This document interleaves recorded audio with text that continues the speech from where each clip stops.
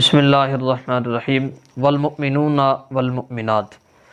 مومن مرد اور مومن عورتیں بعضهم اولیاء بعض، یہ ایک دوسرے کے کارساز ہیں یعنی دوست ہیں۔ یأمرون بالمعروف،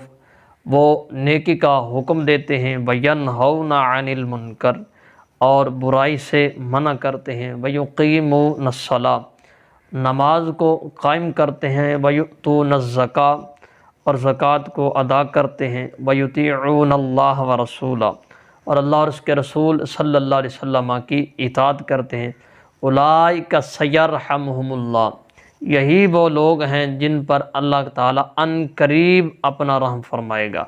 ان اللہ عزیز حکیم، بے شک اللہ تعالیٰ غالب حکمت والا ہے۔ اس سے پہلے جو آیا کریمہ گزری ہیں جن میں منافقین کی صفات اور کبھی ان کے عقائد و فاسدہ کا ذکر کیا گیا ہے،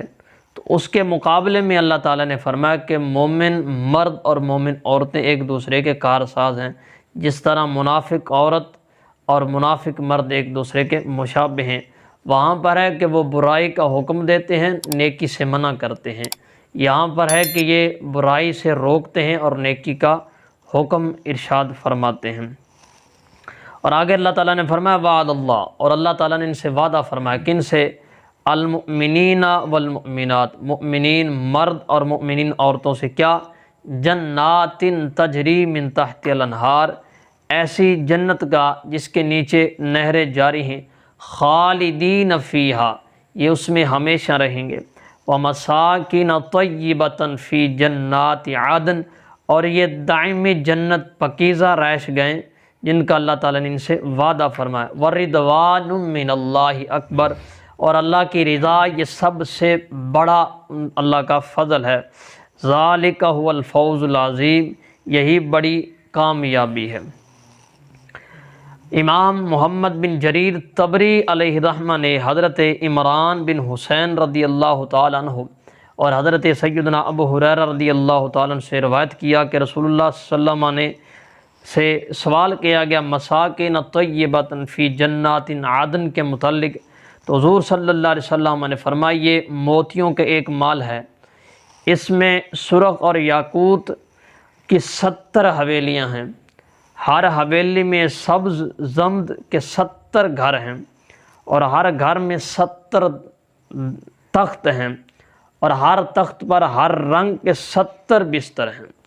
اور ہر بستر پر بڑی بڑی آنکھوں والی ایک ایک گوری بیوی یعنی حوریں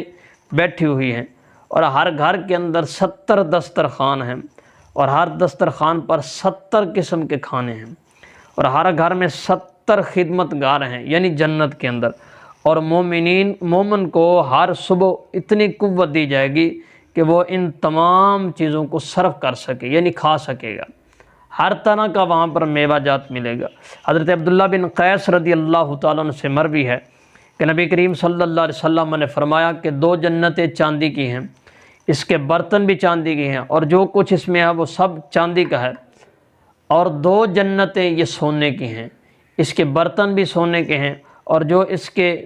جو بھی کچھ اس میں ہے وہ سارے کا سارا سونے کا ہے۔ لوگوں اور ان کے رب کے درمیان صرف کبریائی چادر کا پردہ ہے، وہ رب تعالیٰ جو اللہ کے چہرے پر جنت عدن میں ہے۔ حضرت عبداللہ بن قیس نے پھر اپنے والد گرامی سے روایت کیا، نبی کریم صلی اللہ علیہ وسلم نے فرمایا مومن کے لیے جنت میں کھلے موتیوں کا ایک خیمہ ہے جس کا طول، جس کی یعنی کہ لمبائی 60 میل کی ہوگی۔ حضرت عبادہ بن صامت رضی اللہ تعالیٰ عنہ فرماتے ہیں کہ جنت میں 100 درجے ہیں، اور ہر 2 درجوں میں زمین آسمان کا فرق ہے، یعنی جتنا زمین اور آسمان کے اندر فاصلہ ہے اتنا فاصلہ ہے ان 2 درجوں کے درمیان، اور فردوس ان میں سے سب سے بلند ترین درجہ ہے، اسی سے جنت کے 4 دریا نکلتے ہیں، اور اس کے اوپر عرش ہے، پھر جب تم اللہ سے سوال کرو تو تم جنت الفردوس کا سوال کرو۔ حضرت ابو ہریرہ رضی اللہ تعالیٰ عنہ بیان فرماتے ہیں کہ رسول صلی اللہ علیہ وسلم نے فرمایا جو پہلا گروہ جنت میں داخل ہوگا اس کی صورت جو ہے 14ویں کے چاند کی مانند چمکتی ہوگی، پھر ان کے قریب ہوں گے، جو ان کے قریب ہوں گے ان کی صورت چمکدار ستارے کی ہوگی، اور جو ان کے قریب ہوں گے وہ ان کی صورت جو ہے اور ہوگی، یعنی اسے کم ہوگی، اور جنت کے اندر جو ہے وہ پیشاب پخانہ نہیں کریں گے، یعنی پیشاب پخانہ وغیرہ نہیں ہوگا، یہ غلاظت سے جنت پاک ہوگی، اور نہ ہی ان کے ناک نکلیں گے، یعنی یہ ناک وغیرہ یہاں پہ آتے نہیں آئیں گے، ان کے سونے کی کنگھی ہوگی، اور ان کا پسینہ مشکدار ہوگا، یعنی خوشبودار جنتیوں کا پسینہ ہوگا، اور ان کے انگوٹھیوں میں عود لسکدہ ہوگا، اور ان کی بیویاں بڑی بڑی حوریں ہوں گی، اور ان سب کی تخلیق ایک شخص سے ہوگی، اور وہ سب کا باپ جو ہے وہ حضرت آدم علیہ السلام ہے، اور جن کا قد آسمان میں 60 گز کے برابر ہوگا۔ حضرت زید بن ارقم رضی اللہ تعالیٰ عنہ سے مروی ہے کہ رسول صلی اللہ علیہ وسلم نے فرمایا کہ ایک جنتی شخص کو کھانے پینے جمع اور شہوت میں 100 آدمیوں کی طاقت ہوگی۔ ایک یہودی نے یہ سن کر سوال کیا، جو شخص کھائے گا اور پیے گا اس کو قضاء حاجت بھی درکار ہوگی؟ تو آپ صلی اللہ علیہ وسلم نے فرمایا اس کے جسم سے پسینہ نکلے گا جس سے اس کا جسم سکڑ جائے گا، یعنی قضاء حاجت کی جو حاجت ہے وہ رفع دفع ہوگی۔ تو یہ رب تعالیٰ کے انعام ہے جو اللہ تعالیٰ نے جنتیوں پر کیے ہیں۔ جنتی کون ہیں؟ جنہوں نے ایمان لایا، جو ایمان لے کے آیا، پھر ایک دوسرے کے ساتھ اس نے دوستی کی اللہ کی رضا کے لیے، نماز کو قائم کیا، زکوٰۃ ادا کی، اور اللہ اور اس کے رسول صلی اللہ علیہ وسلم کے احکام پر عمل کیا، ان کو یہ ساری نعمتیں عطا فرمائے گا رب۔ اللہ تعالی ہمیں بھی دین پر عمل کی توفیق نصیب فرمائے۔